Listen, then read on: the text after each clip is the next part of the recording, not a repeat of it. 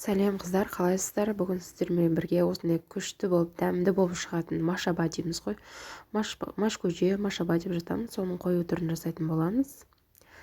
Соңына дейін көріп, тіркеліп лайк басып кетіңіздер қолдап. Ал бірінші етімізді салып аламыз, қызартып, қуырып.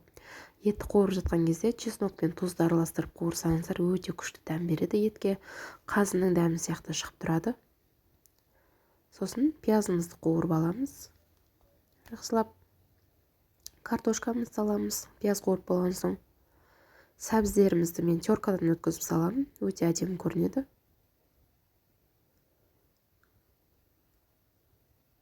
Араластырып, әбден тұзы сіңіп, суы шыққанша қуырып алыңыздар, 10 минуттай.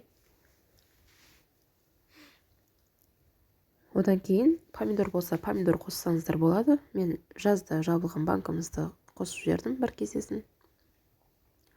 Томат қостым.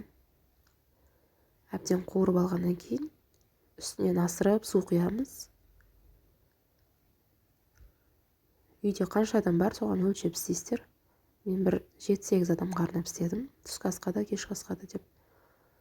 Бір кесе маш қостым. 1,5 кесе күріш қостым.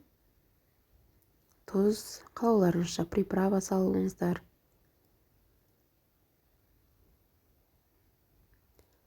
Араластырып, қозғап, 1 сағаттай баяу отта пісіріп алыңыздар. Бір қайнағанша қаттырақ қойып, одан кейін баяу пісіретін болыңыздар. Мінекей, өте дәмді.